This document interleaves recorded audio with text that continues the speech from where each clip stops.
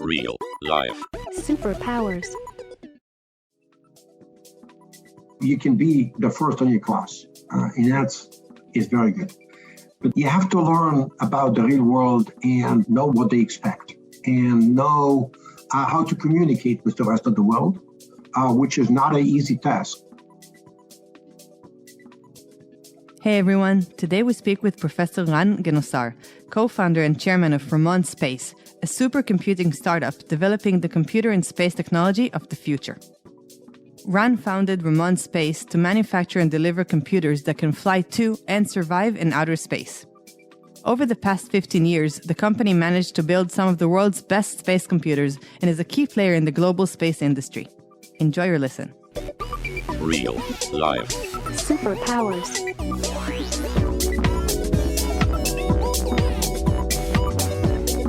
Up in the sky, it's a bird. It's a plane. Gentlemen, we can rebuild him. We have the technology. It's alive! Real life. Superpowers. Ran, welcome to Real Life Superpowers. Pleasure to be here. Pleasure to have you on the show. What are you up to these days?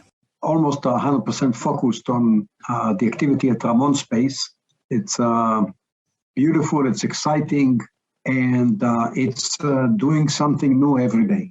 What does that mean? Tell us a little bit about what's the day-to-day of creating the future of computing. So the beautiful thing is that we develop tomorrow's computers in our little corner of the world in space, in outer space. But it's an ongoing thing that every day we find a new challenge, and every day we have to solve different problems. And typically, no problem is solved in a day.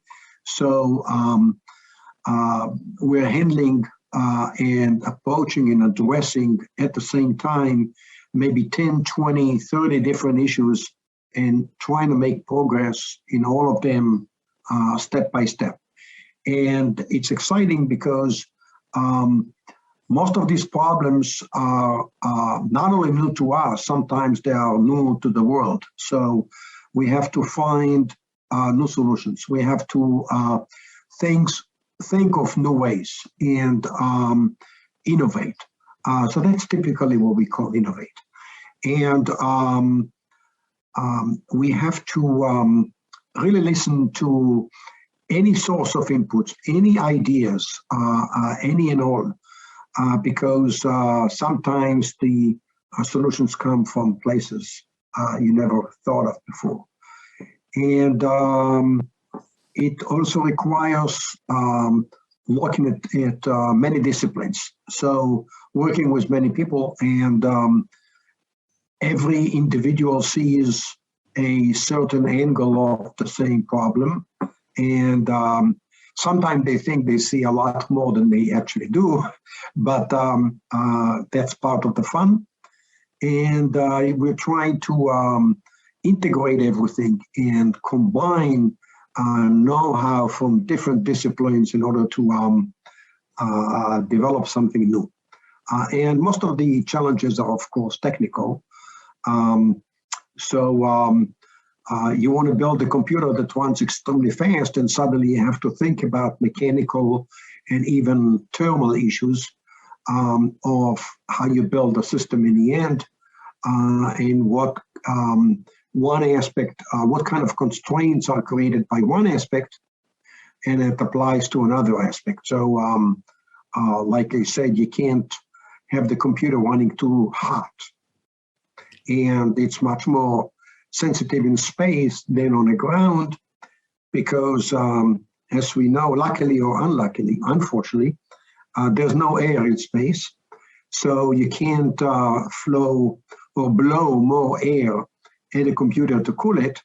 And there is no water, so you can't just run water through the computer to cool it. So you have to do something else. And that limits how fast you can run, for example. So all of these things together are very interesting, and it's as far as possible from a mundane job where you do the same thing every day. where you know what problems you will be solving next week.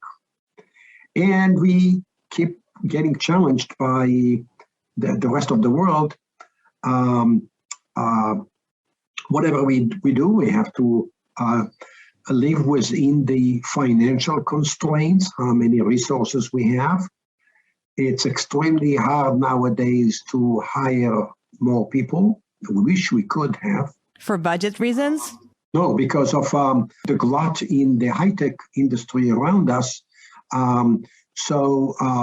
There's so much competition for the engineers, for talented engineers around, that you have to go out and try to seduce people that work for other companies, very good places, that we are even better, that they'd better come to work with us. How do you do that? The most common way of doing it is by paying people more money, but we can't do that. There are some giant corporations around us that would pay anything. So we end up telling people, look, why don't you come work with us and earn less money? So you have to motivate them with something else. Which I would say, I'm sorry to interrupt, I just got to inject that I think at the end of the day, and we hear this from a lot of guests and from the landscape that we see around us, that there's some limit of money that from that point on, it doesn't equal self-fulfillment. And at least the world that I'd like to believe that we live in is such that if a person feels that they buy into a mission of a startup or wherever they work, then that means something bigger than income. Do you think I'm being delusional? No, you're right on. What we do offer people is all the motivational aspect that could convince people to come over. And the first thing about motivation is that people should enjoy what they're doing and be very, very happy about what they're doing. And that's one thing. The second thing typically is that they feel efficacy. They feel that they can do the job and that they are very active at the job. And the third thing is, it's well known, they require relatedness. They require an environment where people work with them, enjoy working with them, and they enjoy working with other people. And you basically need to fulfill at least these three components of intrinsic motivation to get people join. Of course, there are extrinsic motivation, for example, the compensation, whether it's the present financial compensation or the future expected financial compensation. But just like you said, they actually come second. So when I try to hire people, I go talk to them about how beautiful are the things that we do and how challenging the job is and what are the challenges ahead. And since they need to connect it to the rest of the world, I go and describe to them, to candidates, right, the rest of the world in the space industry and the space science, and what happens, and how we make a difference, and how we fit in, and why is it good for humanity, for mankind, for whatever, and what good will it do. And in addition, I need to talk to people about why we're doing what we're doing. For example, we address a certain segment of the market in the space industry. And I try to convince people that indeed the market is segmented according to what I believe in and that we are addressing the right segment. And here are all the things in the space industry that they may have heard elsewhere, but we will not touch because it doesn't make money or it's not difficult enough or whatever. And that, of course, leads me to saying, look, on the efficacy, it's not just the personal, but also the company's efficacy or capability.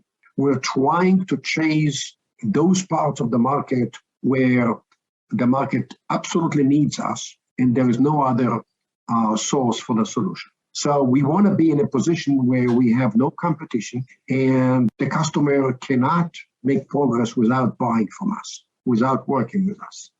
This is an ideal world, of course, but we are trying hard to find that corner in the world where this is true. And when you do that, and when you talk somebody through that, that begins to convince them that not only we are doing great things, we create a better mousetrap than other people, but there's a lot many people out there in the world, and there's a lot of money actually there waiting for us to come and deliver. And not just talk during hiring somebody, but I can easily explain to new candidates that when they come into the company, they will continue to be exposed to the rest of the world. And we try to do that continuously so that everybody knows what goes on out there and how we cope with the challenges and how we excel. So the whole thing of getting new people is about motivating them. Yeah, it sounds like that the engineers themselves, they're going for impact and usefulness. Like instead of design or something for the client, they're working on efficiency and actually the real computing. Right? On that differentiator, when you go to space, what is more of a challenge? Not having air or the usefulness of the software? Like what side is more important? That's an interesting question with a lot of answers. But the bottom line is to go to space, you have to fulfill a number of conditions. But before we start into that, to be able to do anything in space, you have to excel. So you have to be number one in what you do. Because if you're not, if there is somebody else number one, the customers are so picky, so selective, they will go to the other guy. Who are the customers? So customers are people who make space systems such as satellites or spaceship and so on. And their customers also people who use that for things such as, for example, if it's a telecom satellite, then the users are the telecom companies and the end customers who, you and I may be connected now through a satellite. Who knows how the communication goes? So there's a food chain of customers and customers and so on that are our market. And all in all, they are very selective. What do you need to go to space with a computer? Like, what's the most important thing? The most important is the ability to create a return on investment. That's a translation to business terms. But space is hard because there is a lot of radiation and cosmic radiation and other strange effects, like we talked about, no air. And standard computers don't survive in that environment for too long. Now, people who make expensive spacecraft, such as big satellites and so on, cost in excess of $10 or $100 million, sometimes $500 million and so on. They want a return on investment by surviving for a long time in space. So they need all the components, all the constituent parts of the satellite to be able to survive the harsh environment over a very long time. And that's what we bring to the table. So that's number one. And without that, there's no business. Number two is we have to be very efficient. And efficiency means what is the most expensive resource?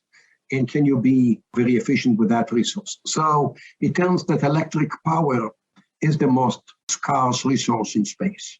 This sounds sometimes surprising because satellites use solar panels and the sunlight comes for free, so you get solar power and you shouldn't be restricted.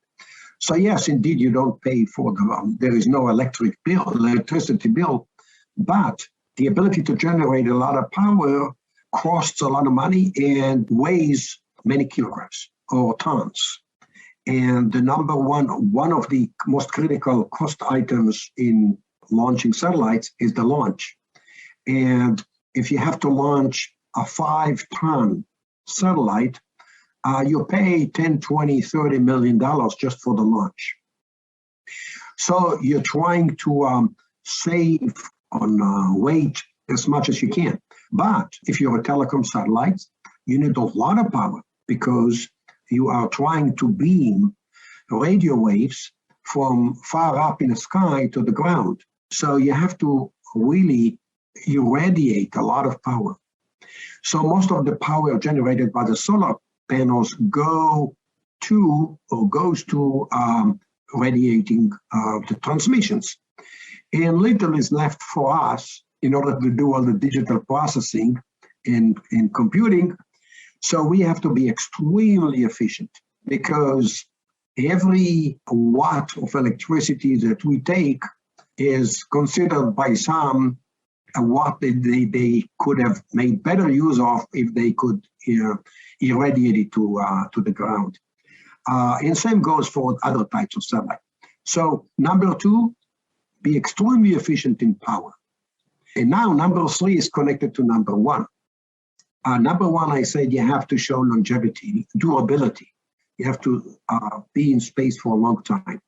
Now, when you launch a satellite today, and a satellite has to live in space for 20 years, nobody has a clue on how communications, computing, entertainment services will look like in 10 years, 15 years, let alone 20 years. So we have to guess. We have to outsmart the market and say, you know what? We don't know either, but we'll create all these excess capacity of computing in space, and we are very flexible. You just change the software and suddenly it's something new. So on the ground, I give you an analogy on the ground. So everybody's talking about moving to 5G, and I'm sure you've been sold 5G telephones and so on and so on. So the telecom companies, the cellular telephony companies, asking themselves, okay, I already have all this infrastructure of base station towers and antennas, and all that was good for 4G. Now, do I throw away all that at huge expense, or can I just upgrade the software? And the answer is more and more, they can just upgrade the software, which is beautiful. Not always. That's what we're trying to make in space, because in space there is, you don't want your satellite to become irrelevant in 10 years. So what we offer is, their software. And we'll create new software and so on. You can test it on the ground as much as you want, but you can upload it any day to space and get something new, completely new. So that's the dream. And that means that not only we develop something for a customer, we develop something for a customer, something that the customer doesn't even know they need. And we have to tell the customer, trust us, make room for our box in your satellite, and make sure you can give me some little electric power, additional power in the future, but we'll stick with you. And by the way, when we sell something to a satellite, this is a long-term contract. We have to be with them for the next 20 years to continue and serve the computer. They can't serve that computer themselves. So we are in a industry for the long range, for the long distance. And before people get into agreement with us that span 20 or 30 years, they take a long time to think. So all the developments and all the engagement and all that take years, basically, before you get in. What do you think is going to be like the next step in computing? Like the challenge that you're having in space is usually pushing you to new innovation. What do you think computers should be, in the next generation? Because like I'm thinking to yourself, you're in position of trying out new things. You can do whatever you want, with different conditions. So where would you take it if you had anything to do with it? So I've been teaching computing for a long time, and it's evident that we are undergoing a revolution. If you talk to me 10 years ago, what will computer do? And everybody, myself included, will say, well, we develop new algorithms and new software, and we create new applications and so on. And suddenly over the last few years, the world has changed, somebody moved the cheese around, there is machine learning and artificial intelligence. And in the past, we used to teach ourselves and teach students, look, this is how you solve this problem and that problem and so on. You write all the algorithms. And today, we scratch our head and say, look, why don't you learn machine learning? Because so many new problems will be solved, or same problems will be solved better by artificial intelligence work. And artificial intelligence is, well, we delegate some of the work of our intelligence to the computer, and now the computer is doing the hard job. And machine learning, of course, in artificial intelligence provides better results than what we can do is typical algorithms. But the cost or the price to pay is that they have to work much harder. So the computers of the future will do a lot more work because they will be executing very efficient and very intelligent algorithms that we call today artificial intelligence or machine learning or neural network or you name it. There are so many different names. But the bottom line is we build a system that learn by themselves. And we help the learning, of course, and the training, and we have a regular process on how to do that and all that. That's fine. But the world of computing has changed. So there is so much talk about how you make new computers that are now more efficient for machine learning. Now, of course, not everything is machine learning, of course. For example, we're talking over Zoom now, and there's a camera, right? And there is a little thing behind the camera that needs to take the images of pixels and then process the pixels and compress them and so on. So there's still more work in the interaction between computers and the rest of the world that requires other things. But the core, the smartness is where we see more and more artificial intelligence. And now suddenly not only people like Netflix who've been using machine learning in order to do recommendation systems, but even the space companies, they say, oh yeah, we need AI, we need the whatever. And we hear that a lot from people who don't have a clue what it is and why. Buzzwords. But everybody understands that they will need that. Yeah, we are in a market where we have to think ahead, and we can't, when we try to come to the customer and say, what are your requirements? They don't know. They ask us, what should their requirement be? Yeah, you need to pave the way. But in order to get access to their pocket, we have to convince them that we know what we're talking about and they'd better go with us, or else they will become redundant in a few years. So that leads me right to the next point that I was thinking as you were speaking. You are in such a high stakes environment, and basically the cost of entry is to be the best in your field. Because as you're saying, if you're not, you don't stand a chance. And I'd like to ask you, how do you become the best in your field? Because I would argue, if you are the best in school in your class and then you're the best employee and you excel, that doesn't sound like it's enough. So there's got to be a sort of other element or elements in life, in your journey, that make you that top 1%. What would you say that those are? So there's a lot of smarts and technologies that you have to develop. But that's not the only thing. The other two things, of course, so you can be the first in your class, and is very good. But the two other things is that you have to learn about the real world and know what they expect and know how to communicate with the rest of the world, which is not an easy task, right? And find out what they will accept as not esoteric, but rather a essential need that they cannot survive without it, as opposed to, crazy things that you say, oh yeah, it's futuristic, but it's science fiction. The third element is you always need luck. So that helps. And in our field, so we started with making simple processors, simple computers for space, just because the government asked us to do that. How did they know to ask you? Because I'm trying to sort of unpack how you, as Ran, became the best in what you do, and I'm sure it's beyond being the top student and then the top academic. It has to be beyond. Yeah, okay. So that required a long preparation in order to get to that position, of course.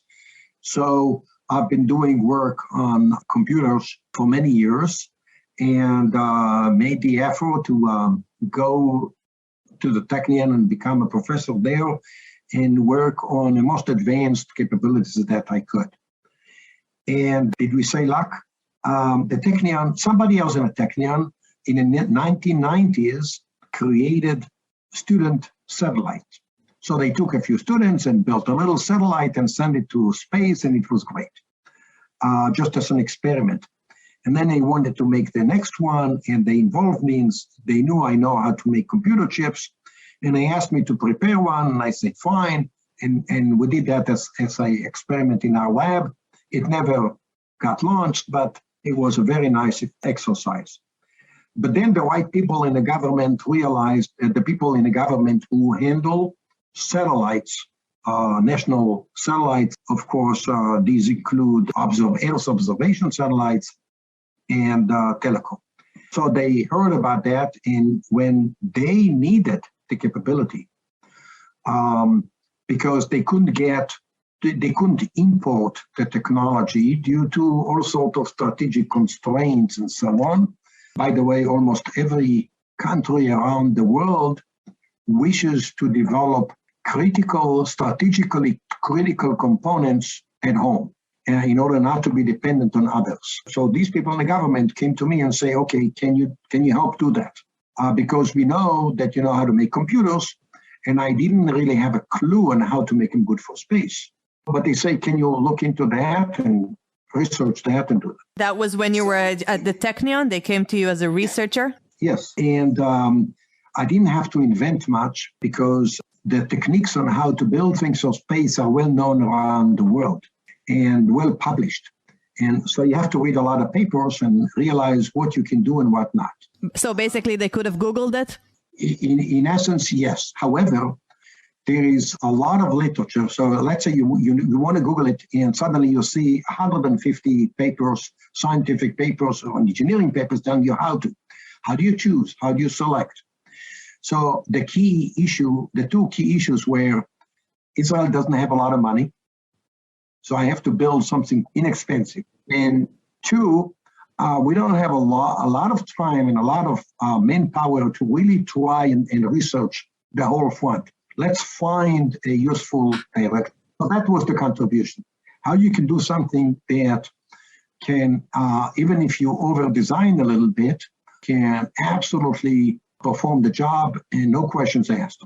So we did that. I did it. I took a few other people and I did that first at the Technion, and we proved that we could do it. But as you know, Technion is a university, and the university cannot deliver products. They can only promise to take money, but not to deliver anything back other than good people. So we had to incorporate, and we did, create a company, not as a normal startup, but rather as a design group funded by the government. And we were very few people, and some of them part-time and so on. But we developed a processor that since then has become known as one of the best in the world. Not because it's a great computer.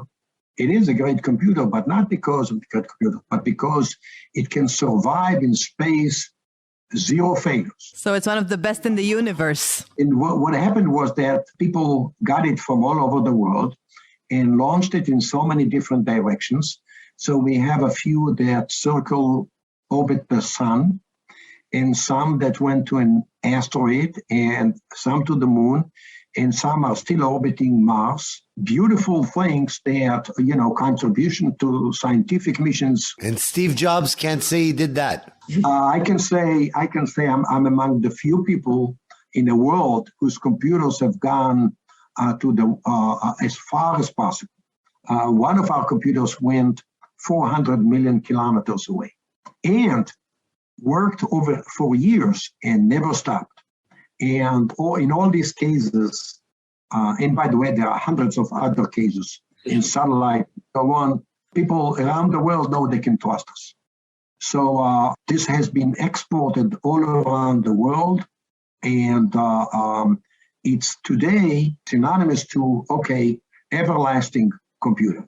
Now, that, it helps create a little revenue, not too much, but it creates huge reputation. Then we build on that. And then came second generation and third generation, and we got more and more funding, and both from European Union and from the government in Israel. And another element of luck was that when the next generation came about, it had to be designed for heavy processing, heavy supercomputing in space. There were a few other contenders around the world, but again, this is not a very lucrative commercial business. So they had to look for government money, just like I did. And luckily, with the poor government in Israel, I got more money than my competitors in the US or in Germany or in France. So, and of course, we all know each other and talk to each other and fight about what's the correct way of doing it and so on. But everybody using their own local funding in order to do what they do. And we created a great next generation computer. Now each small chip contains 64 computers on one chip. And it's designed for supercomputing in space. It's been around for 4 years now. It hasn't flown yet, which only teaches you how long it takes to get to a real mission in space. But it's well known around the world that that's the frame of reference. That's the thing that other people compare to. That's amazing. And it's the best in the world. And we need to keep being the best in the world. And there are many cases in space where people say, yeah, but instead of buying the best in the world, I'll buy something less expensive, or I'll buy something less useful. For example, people say, you know what? I already know how to run on an Intel processor. I have it in my laptop. I have it in my lab. I know how to build systems around an Intel processor. Yes, it will only hold up in space for 2 years. So what? I'll build something that will last 2 years, and let's see what's going on. And there's a lot of business like that, and that's good. Yes, there's a lot of people that want to buy things that don't survive in space. Like they're going to space and they just, you know what, the computer will just buy a cheaper one. That's a thing?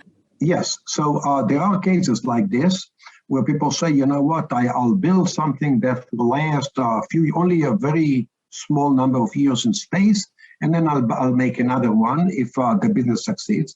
And that's a good model. But they find out that the utility, the business efficiency of something like that is quite limited. So most of the people in that kind of segment in the market realize that there is no money to be made. And those that can make money find it still very hard. And they tend to slowly develop towards, okay, let's build things that last longer in space. So that's the name of the game. When they go, okay, I need something more than 10 years, 7 years, or 10 years, that's where they come and meet us. I'll give you another example that we do, not just the computer, but solid state drive, just the disk that we all now have in all computers and so on.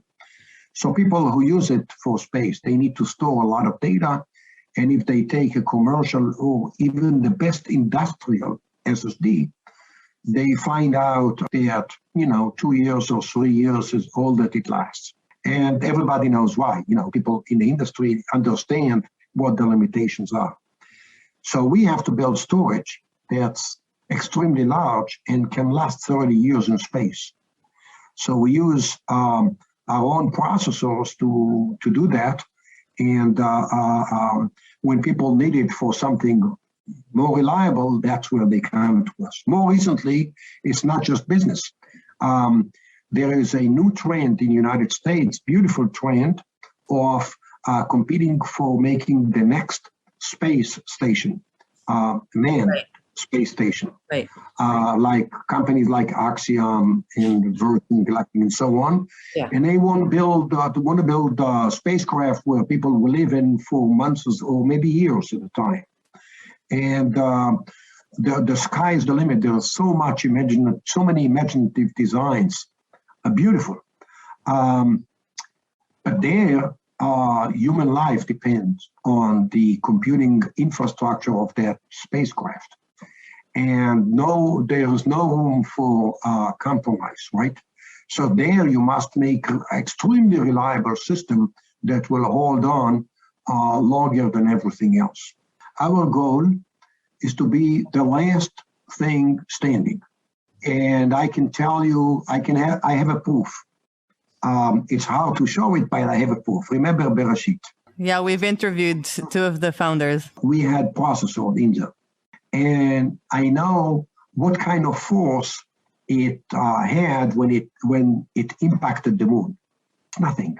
Our devices are tested in a laboratory. You know, G is the gravity of the Earth. And we are testing it for 20,000 G. So an impact of Bereshit on the surface of the moon really did nothing. No damage whatsoever to our processors.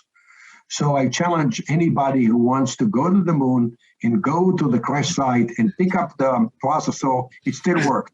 Challenge accepted. Yeah, I'm on it. If somebody came to you and told you as a child that in the future you would be impacting the future of technology, is that something that you would believe? Were you always a high achiever and aiming, for the moon, literally? Stars, thank you.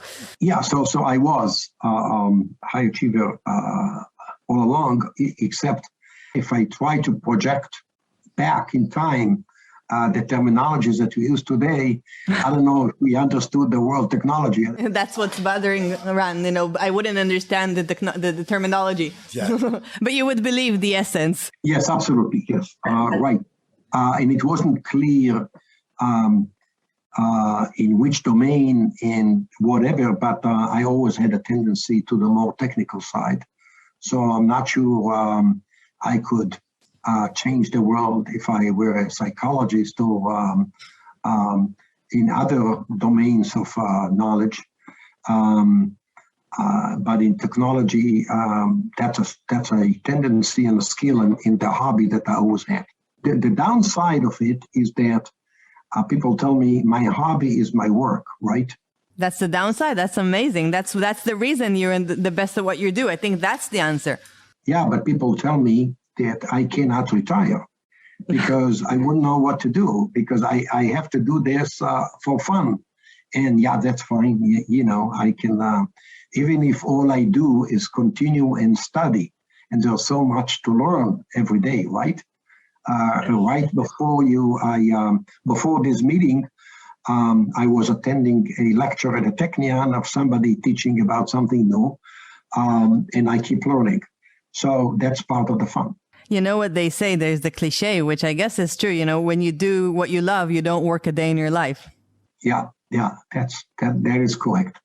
Now, sometimes I had to work, for example, in this company, right? In the beginning, I had to play the CEO role and manage the company because that was a condition on a part of the government to give us all the money. They told me that they give it to me personally. I'm in charge of that because of the level of trust, right? Right. So I couldn't, just delegate the responsibility to somebody else. But now I'm so happy that we have a real professional CEO who knows how to do this correctly, and such a large team. We raised significant private money. How much? We raised close to $20 million, and we don't rely on government money anymore. And so the government can't tell me what I can use or what I can't use the money for. We have a team that takes care of everybody in their field, from human resources to finances to management and all that. And I continue to do exactly the thing that I love. Yeah, it sounds very clear from you, that time in your life where you had to, quote unquote, play manager was sort of diverting you from the focus of what you want to do and probably should. Because to be fair, as you're saying, now you're letting a professional do it and you're back to focusing on what you're best at. And that sounds like a really good thing.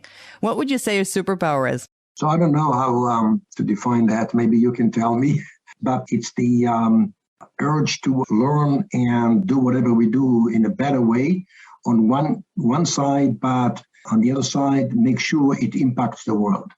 So if I develop something with nobody uses it anymore or whatever, then maybe it doesn't create the same satisfaction. And that's why throughout my career at Technion, I got always involved in startups. Only part of that was as a result of technologies that I developed or co-developed at the Technion, and some of them were other people's technologies. But I was involved in startups because I wanted to see the impact. And when I worked for large companies, I took times off and here and there and went for very short periods to work for large corporations.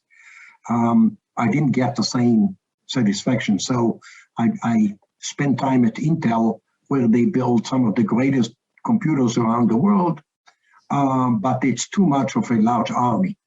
So it takes a lot of imagination to realize what your specific contribution is. Right. And in startups, it's in small companies, very focused.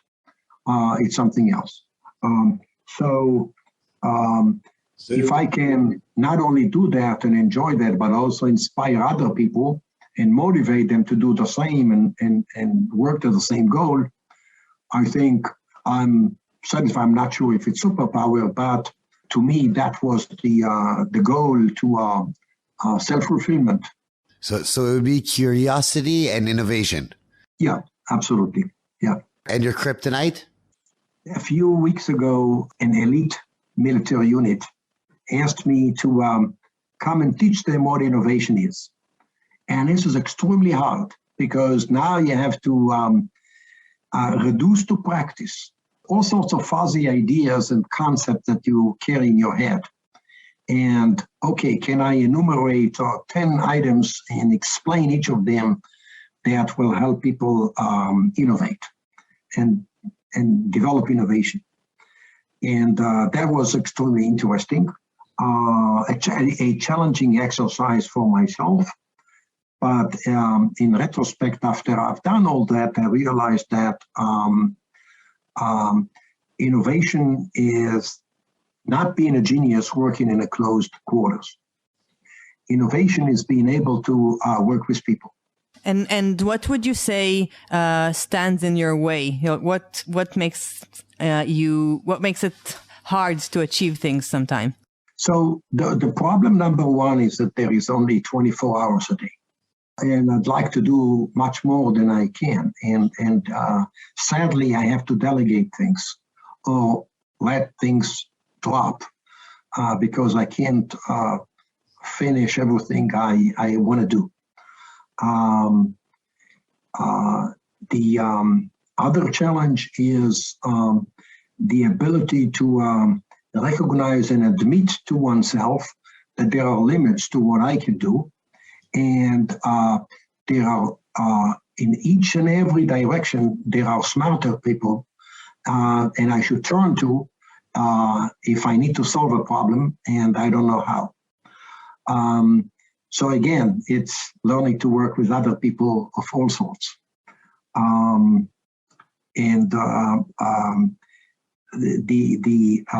other thing that I have found how to learn and how to teach is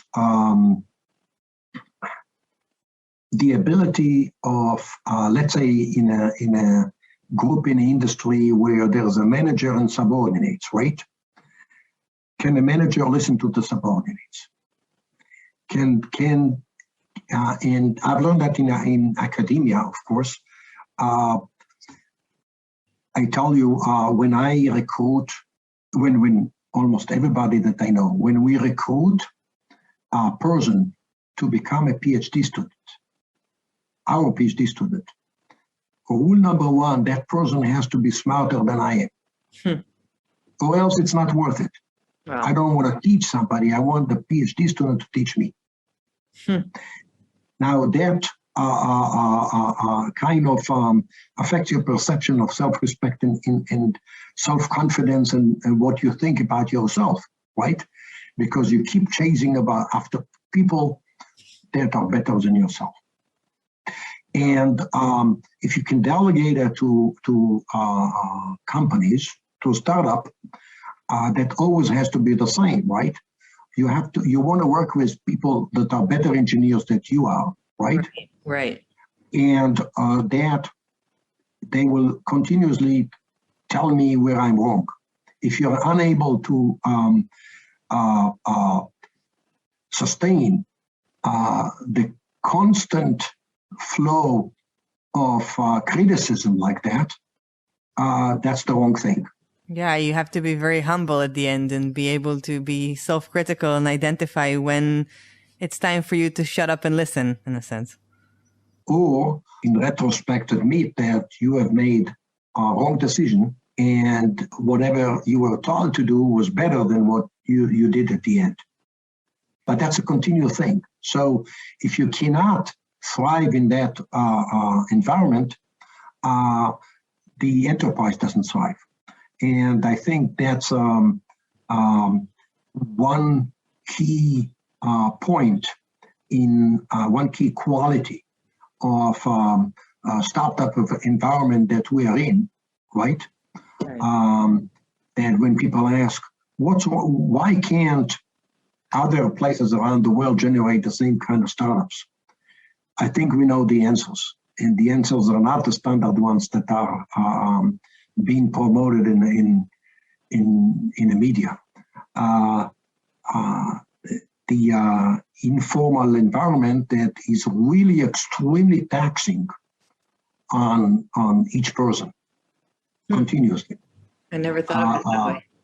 Yeah. So some time ago, a large corporation made research around the world. What is the benefit of employing an engineer in each of the countries that they are involved in? And in Israel, they decided the engineers are extremely expensive, but they better get a hold of as many as they can because of number one quality, which they called ethics. And part of ethics is that everybody has to be in peace with themselves. And if you think that your boss is doing something wrong, say, no, I'm not going this way. You change what you do or I'm out. And for each boss to never say, regardless of what you think, you do like I think, even if you think it's wrong. That doesn't work. So it's a challenging environment. So being excellent in the technical world wouldn't get us there. You have to also be excellent in the interpersonal relations, especially in the extremely difficult environment of startups and so on, in order to produce results that are best in the world. And that's, in other words, I have to invest a lot of time in talking to other people, not just learning and doing technical things. Ran, thank you so much for investing time talking to us and taking the time out of your busy schedule. This has been super insightful, and we'll be following you and Ramon.Space, and we're rooting for you and hoping to see how you being at the top of your game is proving itself as it has so far. So thank you. Yeah, come fly with us. Let's do it. I'm not in the right space. Thank you so much. Thank you. Thank you very much. It was a pleasure. It was. Thank you. Bye-bye. Real life. Superpowers.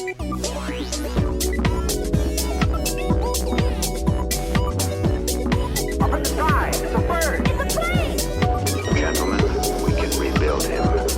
We have the technology. It's alive! Real life. Superpowers.